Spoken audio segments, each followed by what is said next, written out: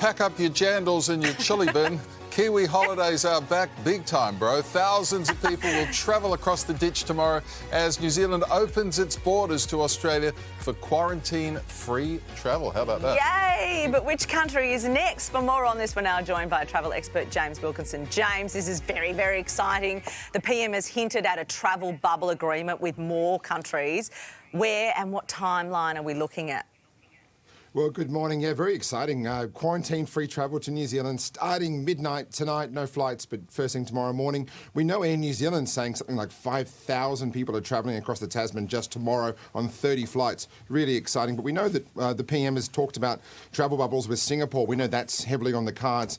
We also know that Fiji's getting more and more mention in the past couple of days. And Fiji has had no COVID literally for about a year. And also, too, it's, you know, as we know, it's 4 hours from Sydney. So I think Fiji will be the next one to turn up, but also too, don't forget behind the scenes, New Zealand working on a bubble with the Cook Islands. So that could actually happen next month as well. We're hearing about May 10 for that potentially starting. So more South Pacific for a little while, and then obviously up into Singapore, and then also further afield, I think Hong Kong, Japan, South Korea, Taiwan next. So an Asia Pacific bubble, so to speak.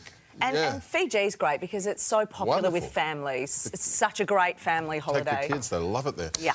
Not looking very good for travel to Europe or America anytime soon, though, James?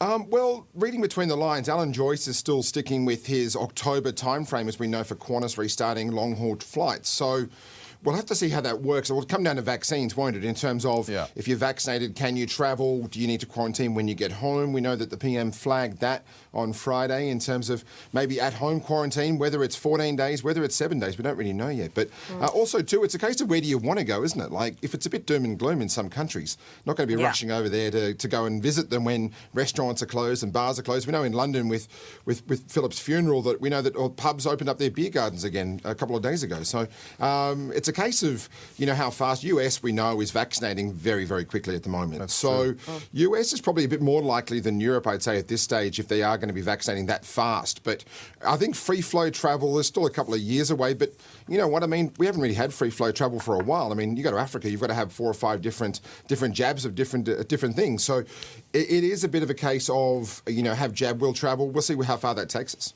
Yeah. You mentioned Japan. I mean, we were talking about Olympic Games yesterday. I'm sure we'll talk about them today.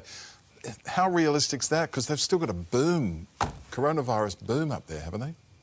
Yeah, I think they're probably learning. If you look at some of the big sporting leagues around the world and how they've done it, the NRL obviously did it well. The NBA in the US is so strict on people having vaccines, and if anyone's been exposed at a site, they just can't play. So I think Japan's learning a lot from global sports teams at the moment in terms of how to do it. Unfortunately, no fans, but look, I'm still hopeful of skiing in Japan next winter, so I'm looking at that as a bit more realistic. So we'll see if we can do it. We hope that you can get your skiing trip in. Thanks very much. Queensland and Rotorua, here we come, eh? It's a great place to ski. Thank you very much, James.